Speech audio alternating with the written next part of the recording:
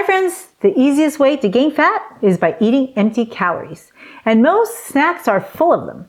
But the right snacks can actually help you burn fat and stay healthy. So if you're trying to lose weight, the problem might not be how much you eat. It might be on what you snack on. Number one are red beets, which is not the same as beet sugar, although they are derived from red beets. There are 7 reasons why beets are good for you. They're low calorie, high fiber. They are ideal for weight loss. Eating red beets can actually increase blood vessel dilation and address the number one cause of chronic medical problems, high blood pressure that contributes to brain fog, fatigue, diabetes, and strokes. Beets can be eaten raw or cooked. My mom used to drink beet juice because it helped her lower her blood pressure by increasing the body's nitric oxide. Nitric oxide is a powerful vasodilator. That means it widens your blood vessels, which lowers your blood pressure and allows more blood to flow. Beets are used by elite athletes as a performance biohack because it brings more oxygen to their muscles. Now, elite professional athletes are special people because they figured out early in their lives how foods can change how their body functions. If you can bring more blood flow to your brain, you'll be able to feel more energy without caffeine. And good coaches that can help you perform and do that to stay healthy in your elder years. But the wrong coach will mess up your health as you age. Why is it okay that we have 2.6 million children visiting the emergency room for sports injury every year? Every time you injure your joints, you increase your risk of osteoarthritis.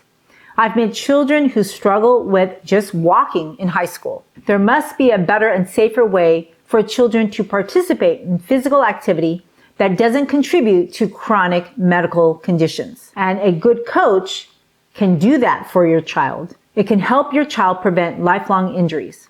Far too many coaches just tell their students to increase protein, and hence my nephew is drinking protein powder and getting a ton of acne and inflammation. I don't think a high school PE class warrants an increase in protein and electrolytes. He, like many other Americans, already eat twice the amount of protein his body needs. But what he's missing is enough antioxidants and phytonutrients like beets that increase blood flow like nitric oxide. Unfortunately, even kids can damage their cellular machinery, their mitochondria, which then initiates inflammation, resulting in atherosclerosis and arthritis, which will eventually reduce blood flow and movement. We all have seen those retired athletes gain weight, both professional and amateur, due to their food options and decreased physical activity. And oftentimes, we associate pain with trauma, but much of the trauma is due to blood vessel injury called peripheral arterial disease or blocked arteries. And do you know what the first sign of peripheral arterial disease is? Back pain, chronic low back pain. However, if you're a man, then that could be impotence. Poor blood flow leads to pain and poor performance to the tissue that it affects. The unique thing about beets is that after you absorb the beet nitrates, they get concentrated in your saliva, where the right mouth bacteria converts nitrates into nitrites that you then swallow a second time to be converted into nitric oxide. Hence, mouthwashes that kill bacteria with alcohol are bad because they reduce the good oral microbes that help you digest your food. Now, the problem with nitric oxide is that it doesn't last long in your body. To have a constant supply, you have to regularly eat foods high in nitric oxide. Hence, snacking on foods such as whole beets are beneficial. Beets are also particularly rich in folate, another essential B vitamin that is crucial to protect your metabolism and immunity. Folic acid is in every prenatal supplement for a reason. Have you thought about why it's okay to give pregnant moms a supplement, and yet we all have this controversy about whether or not regular people should be taking a multivitamin on a regular basis? Do you think it's just prenatal and pregnant people that are lacking micronutrients? And many professionals, I think, may be living under a rock. We are a nation of overfed and undernourished, and most of us have a daily micronutrient inadequacy. And for some reason, too many people believe calculating micronutrient needs only apply to infants, pregnant people, or those who are super sick. Yet national surveys keep showing that Americans don't eat enough micronutrient-rich food no matter your age. And what do you expect when we are a nation that celebrates with pizzas, hamburgers, french fries, cookie, candy, cakes, and nachos? I mean, those ingredients literally hit protein, carbs, and fats, but they're missing a ton of micronutrients. And on the receiving end, the medical community, we're scratching our heads thinking, why are people getting higher rates of cancer? So how do we treat the problem? We lower the screening rates for cancer despite the fact that we don't have enough doctors to perform the screening tests. Obviously, we're not addressing the problem at its root cause. Personally, I think the nation needs a good coach. I vote for Mike Fremont. Maybe he can share his diet and exercise plan. Mike stopped eating meat when he got diagnosed with cancer. And when you have lived to 103, you're a cancer survivor and still running marathons, well, I think you qualify to be our official national coach. Number 2 is to snack on pistachios. This doesn't mean you have the liberty to go to town and eat a 2-pound bag of pistachios in one sitting, although I admit it is very tempting. But if you eat a handful as a pre-meal snack, you can actually lower your hemoglobin A1C levels and improve your metabolism. This means you'll improve your insulin resistance, which will translate into less ectopic fat, like less liver fat and more weight loss. But what's even better is that nuts can change the electrical conduction in your brain, improving your learning ability. And for students, this means better test scores. For adults, it's a recipe to help protect your brain from dementia and improve your sleep. And how do we know this? Well, neurologists, they can put electrodes on your head to measure your brain waves. We all should have 5 basic types of brain waves: theta, alpha, beta, delta, and gamma waves. And these waves change depending on your thoughts and mood, as well as whether you're asleep or awake. And gamma waves are critical for healthy, good REM sleep and higher thinking and learning skills. And guess what? Pistachios increase your gamma waves. I personally like my pistachios roasted in this shell. This way I can get to eat the paper-thin skin, and all nuts should be eaten with the skin. And did you know that the pistachio nut is actually a purple-colored skin? I look for purple because purple means it has anthocyanins, which are antioxidants with anti-inflammatory properties. And if you think about it, the skin of nuts, they have to contain a ton of phytonutrients because it has to contain the fat in this nut, the monounsaturated fats. Otherwise, the fats are prone to go rancid quite easily. So the skin is a strong antioxidant. Another wonderful aspect of pistachios is that it's a great source of protein. 20% of a pistachio nut is essentially protein. They are richer in fiber than many other nuts. And together, the fiber, the protein, the monounsaturated fats can help you stay full longer. I usually eat my pistachios straight out of the shell, and sometimes we'll add them to a frozen banana with unsweetened cocoa powder. And unlike other nuts, pistachios are a brilliant green color. That color is from lutein and zeaxanthin and chlorophyll, which help us have healthy eyes. And when you blend it together, it looks like a brilliant green. It's all natural. There's no food coloring to it. Look at this pistachio bark that I created for my niece's bridal shower. Unfortunately, marketing has trained all of us that artificial color is expected and it's safe to eat.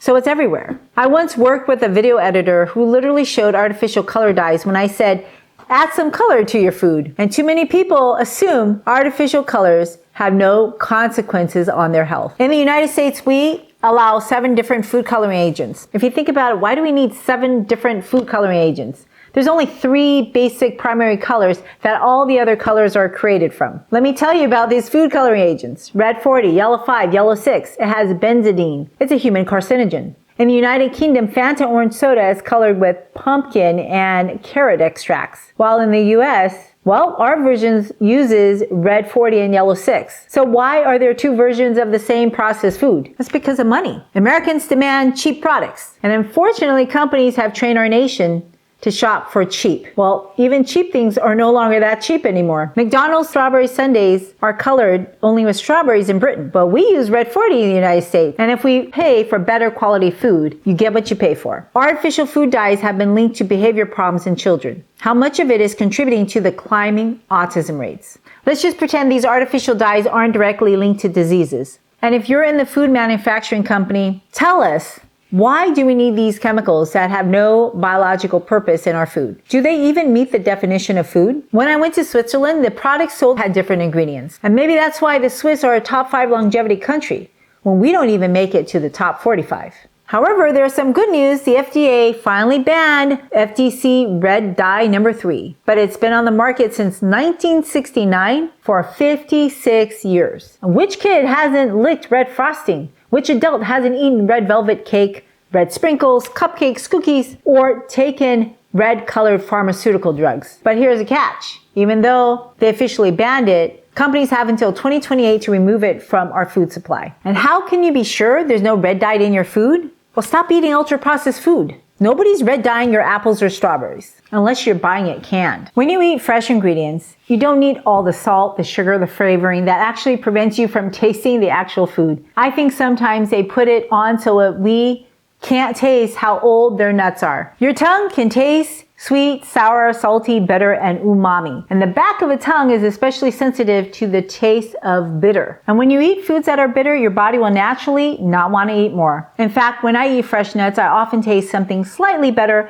and it limits how many nuts I can eat. And this is why eating bitter foods like the skin of nuts can help you break your cravings. Now, if you think about it, usually we are filling our snacks with processed carbohydrates like crackers and cookies. Obviously, you're craving carbs and sugar. And when you crave sugar, your dopamine drives your behavior. And the trick is to pair the right foods like nuts to help you quit sugar. I gave up eating foods with added sugar, but I still eat sweet foods with my nuts. So I like to pair walnuts with apples. And in fact, apples can also help you lose weight by themselves. And that's why I eat lots of apples. I'm not trying to lose weight. I'm just trying to maintain my weight. And fresh apples, they gave me a taste of sweet, crisp. It gives me good texture. It has plenty of water. It doesn't spike your blood sugars like a cookie or muffin. Now, you think that apples contain a lot of fructose. But remember, fructose doesn't elevate your blood sugars directly. But the reality is apple doesn't contain a lot of fructose because the apple doesn't have that many calories. Social media, though, has convinced many people that fructose-containing fruits should be avoided. Added fructose is not the same as eating whole fruits. And it's really not just social media. A lot of professionals who are trying to sell you books, online courses, conferences, they don't think fruits are healthy. And they think it contributes to diabetes. Processed foods contribute to diabetes. But whole fruits have been shown to reduce the rates of diabetes. And this agrees with longevity cultures who eat a ton of fruits for eons. Paper after paper shows that fruit improves your lipid panel, your weight, your insulin resistance. It helps you eliminate toxins. It prevents you from being constipated and improves your skin health. Basically, the more whole fruits you eat, the fresher the better your health will be. You will have less atopic fat and you will have lower weight. There is simply no way for you to gain weight if all you ate was whole fruit.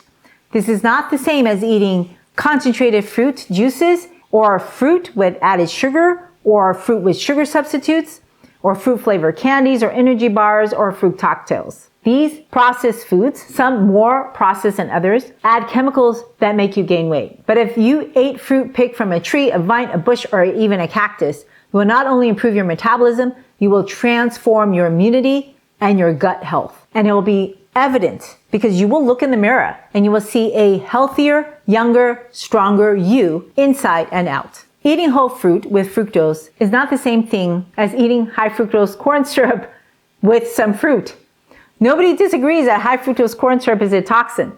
High fructose corn syrup is a refined chemical or chemicals, just like sugar, bleach, Windex. The gas in your car is a refined chemical. And I find it disturbing that food companies refine our food chemically like oil companies refine gasoline for our cars. But when you eat a whole apple, unadulterated, it comes pre-packaged with a food structure, a food matrix that surrounds your nutrients and sugars to slow down your caloric surges. It's full of water and your gut has to digest through all that material to get to the sugar. And that's why when you have low blood sugars, we don't tell you to chew on an apple. We tell you to drink some apple juice because you bypass the layers of protection that was in the apple. And in nature, God designed the apple to protect itself, but the design also protects your metabolism. It's akin to hiding a treat in a dog toy where the dog has to put in a lot of effort to get to that treat, or covering your blueberry bush with a netting to protect it from the birds. If you don't hide it well, then within a minute your dog will be bored and your birds will eat your blueberries. And my brother didn't realize how smart birds are. They actually couldn't go under the net. And this is how nature's food, God's pharmacy, protects your metabolism. But I admit, fruits and nuts taste nothing like processed food companies' delights. You know, your cookies, cakes, chips, and bars, even if you make it at home, taste so much better than an apple. I mean, every time you eat it, you are secreting dopamine. And so if you want to get off your cravings of sugar, the key is to get off sugary snacks so that you don't have those dopamine surges. But if you have to eat it, if you pair it with something bitter like red walnuts or apple skins, it can actually dampen that dopamine surge because the aversion of bitterness counteracts the pleasure and attraction of sugar. Antioxidants are bitter and colorful, and that is how you know your nuts, including peanuts, are protective. It has that skin. The red or purple skin contains phytonutrients that reduce inflammation, oxidation, and blood sugars. Collectively, they are called antioxidants, and their function is to protect your metabolism to lower chronic inflammation, which will lead to chronic diseases. And if you can't afford red walnuts, just eat regular walnuts. All nuts have a special polyunsaturated fat called alpha-linolenic acid.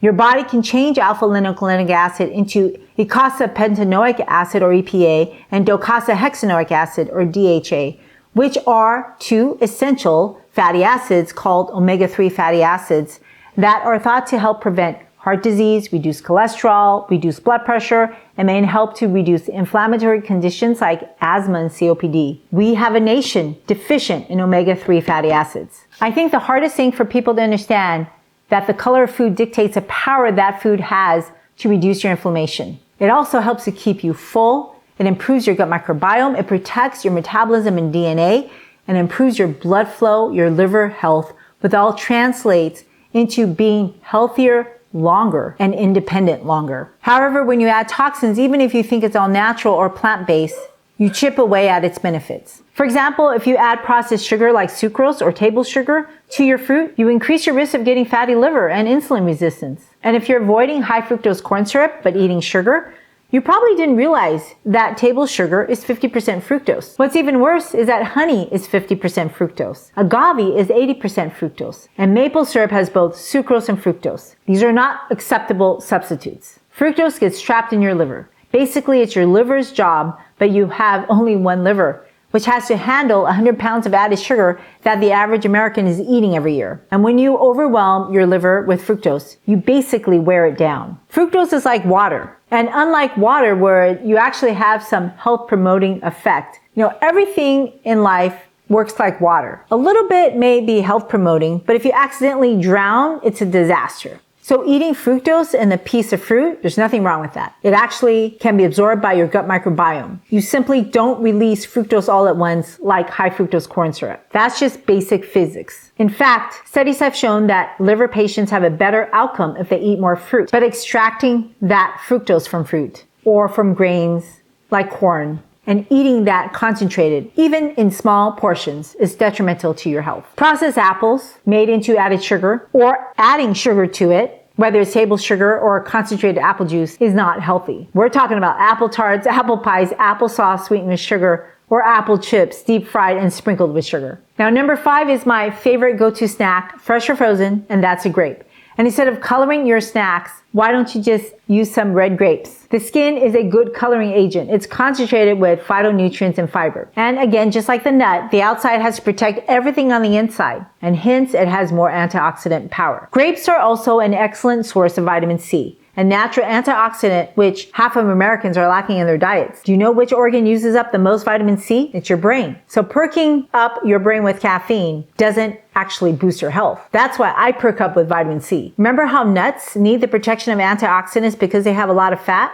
Well, your brain works the same way. It's clearly made out of a lot of fat. So your brain has first dibs on vitamin C. And if it doesn't get enough, well, you can bet there won't be any left for your immune system. Grapes have also a special antioxidant called resveratrol, which can help to reduce inflammation and potentially block the growth of cancer cells. But just taking resveratrol isn't going to help with that. And maybe it's because resveratrol needs other components in the grape to work. When you eat a grape, you're eating a collection of antioxidants such as catechin and quercetin and anthocyanins. There's so many different varieties of grapes with a beautiful array of colors, but I always go for the darkest, reddest, or purplish shades. Look for grapes with seeds. I know it's hard to find, and that's why I formulated and seeded, no pun intended, a nutrition company incorporating grape seeds in my supplement. Now, are you looking for electrolytes? If you want something natural, well, grapes are one of those natural electrolyte sources to help people rehydrate. And when people think about electrolytes, they always gravitate towards sodium.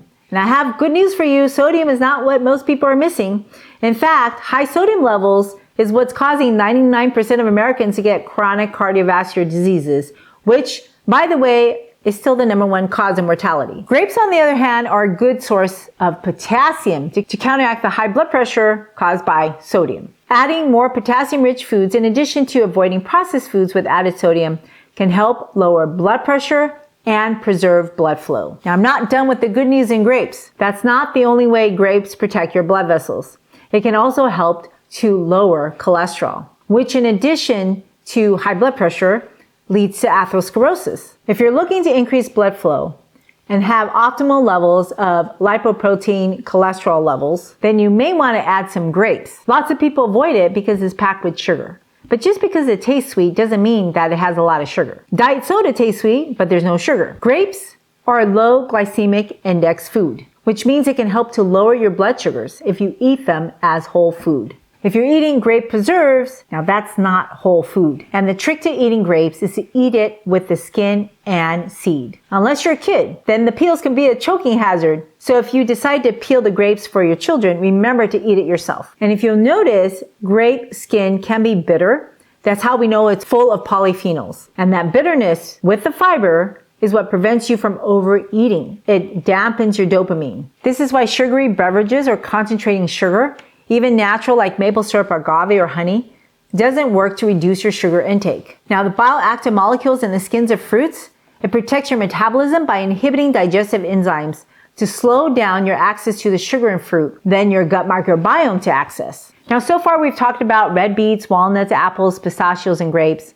These are 5 healthy snacks which require very little preparation. If you ate a medium apple, a cup of grapes, an ounce of walnuts, and pistachios, you would have eaten about 10 grams of dietary fiber as a part of your snacks. And that is 1/3 of the recommended amount of fiber that we should all be eating at the minimum. The more dietary fiber, of course, the better your health will be. Your fellow Americans, on the average, eat less than 15 grams of dietary fiber a day. So just by eating some healthy snacks, you will have gotten 1/3 of what your friend is an entire day. So if you have some to share, please share that with your friends. Now, fiber is one of the most important nutrients that many Americans commonly forget to eat. And somehow they think that fiber comes in a bottle. Is your house made out of wood? That's also fiber. So is the cotton in your bath towel, the wood floor that you walk on in your home, and the paper towel that you're using to wipe your hands. And wood? That's a precious fuel for a termite. The only reason it's a negative calorie food for you is because you don't have the enzymes to digest it. But if you were a termite, would you eat the wood that makes up your home or the wood in the paper towel? I would pick the one that builds your home because it's in a more natural form with vitamins and minerals for the termite. That's been processed out in your paper towels.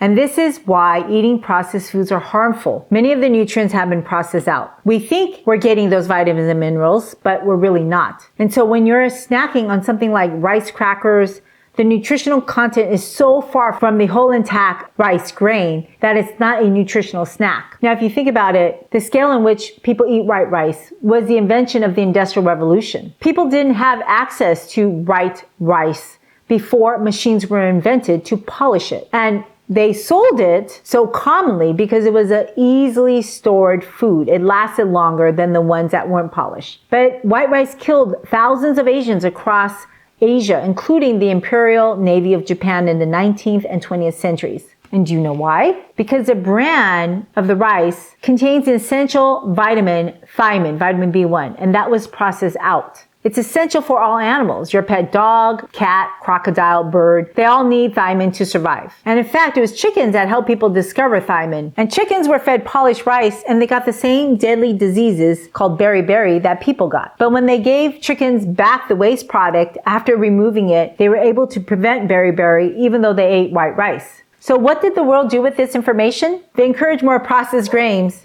and then they fortified your rice with supplements. So every time you eat refined rice or wheat, you're eating supplements added to your food. But the thing is, Americans are eating 100 pounds of sugar, unsupplemented, and refined grains with carbohydrate without thiamine. Thiamine is a water-soluble vitamin. So if you wash your grains, you boil your grains, and you throw out that rinse water, you lose thiamine. The good news is it's hard to overeat thiamine because you just pee it out. The bad news is your body can't store any. You need thiamine every day. What's even worse is that the more physically active you are, the sicker you are, the higher your metabolism, the more you work out, the more calories you eat, the more thiamine your body physiologically needs. And it's not just for metabolism and energy, but it's also for the health of your muscle and nerves. And our bodies can't make thiamine. And when you're not eating enough thiamine, well, there are health dangers. And hence, prolonged fasting is dangerous. And when you lose weight by starving, you're missing the opportunity to eat thiamine unless you're supplementing. But people these days, they don't have to fast to have low thiamine levels. People who consume alcohol, they have absorption issues, whether they had a gastric bypass, Crohn's disease, or undergoing dialysis, or they have other inflammatory bowel issues. They also need more thiamine. Thiamine is critical for carbohydrate metabolism,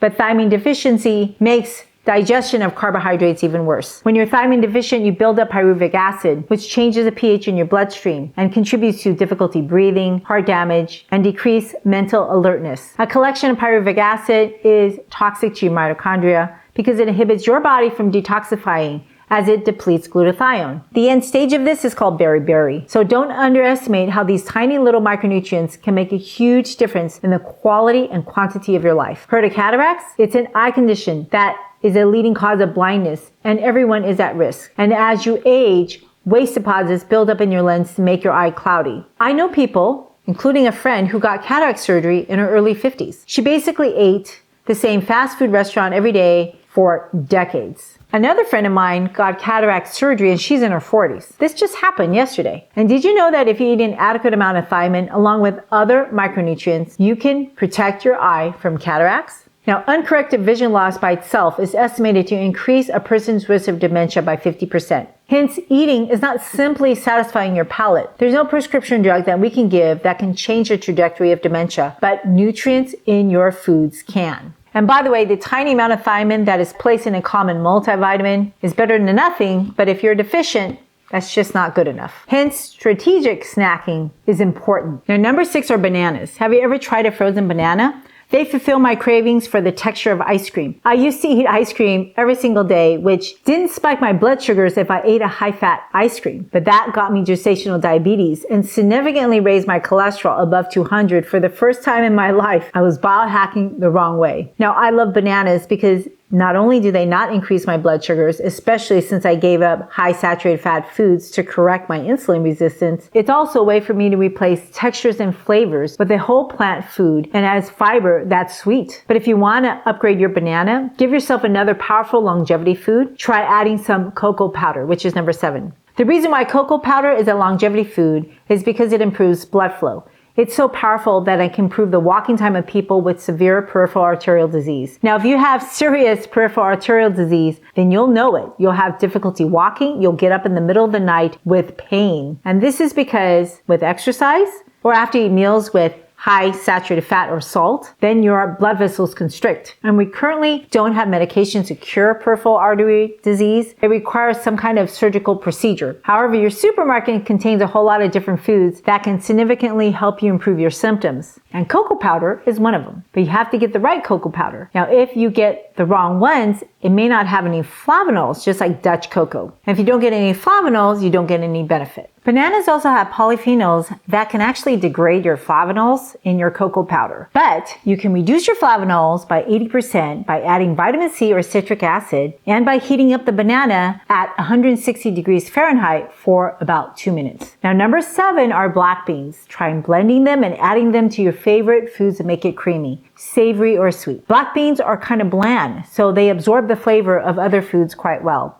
And oftentimes I will add fruit to it. One way I season it is with dates. Black beans also add color, which allows a mom to hide other foods like green stuff. But the best part about black beans is that they have been shown to reduce blood sugar, insulin levels, and weight. And the effects last the day after. So enjoy them in a smoothie, your favorite savory dish, a sweet dessert, or just eat them sprinkled with spices like paprika and pepper with a tiny drizzle of olive oil and bake it until they're dry. Number 8 is a delicious, crunchy, low-calorie snack that I thoroughly enjoyed eating as a kid. Seaweed. Now, I can never just eat one slice. And there are so many different kinds of processed seaweeds, but my favorite is a Korean seaweed because it's crunchy and it has the least amount of additives. I try to eat seaweed at least once a week because it has iodine. That is my only source of iodine. Since I don't eat dairy, I don't eat sea animals, and I don't add salt. Iodine is essential to have a healthy thyroid. Now, if you eat kombu seaweed, be careful not to overeat that. It has a lot of iodine. Wakame and nori seaweed are easily found in Asian stores. Wakame seaweed has 139 micrograms of iodine per gram, whereas nori seaweed has 37 micrograms per gram. Adults need about 150 micrograms a day. If you're eating dairy, you're going to have iodine because cow udders are cleaned with betadine, which is a form of iodine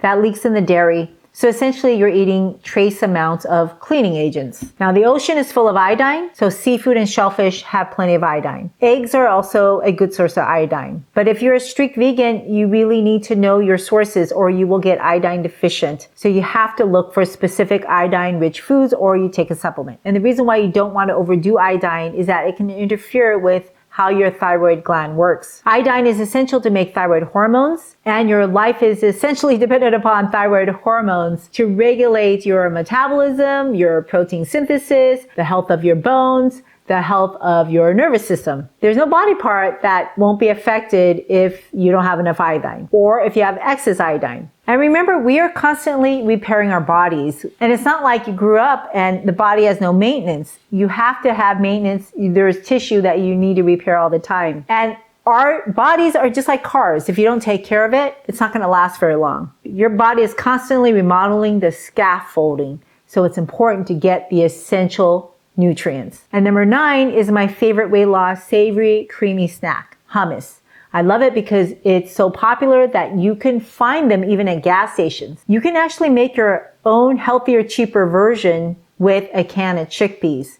Here's a recipe. Just throw everything in a blender until creamy. And the trick is to add ice cubes if it's too thick in your blender. The benefits of hummus is like black beans, high in fiber and antioxidants, so it's filling and increases your metabolism to help you control your weight. You'll have lower blood sugars and lower insulin levels. It's not eating a little bit, it's eating enough. I discovered hummus visiting my brother in Ann Arbor, Michigan. I admit I was very hesitant to try it in the beginning, but he promised that if I tried this hummus sandwich, it would be the best tasting sandwich I would ever eat. And he was right. And the best part about the hummus is that it makes plain vegetables taste gourmet. Now I admit, sometimes I'm really in a hurry and I will just take a spoonful of hummus and eat it like that. But most of the time I'm blending some vegetables in my hummus like cilantro or basil, or I use my vegetables as a spoon to scoop up my hummus. So try number 10, a red bell pepper. Cut it in half and use that as a spoon to scoop up your hummus. Red bell peppers have 3 times more vitamin C than oranges, and it's also a great source of vitamin A. And I love it because it's so convenient. You just rinse and eat. And if you want to learn about other convenient foods to help lower your weight, watch the next video.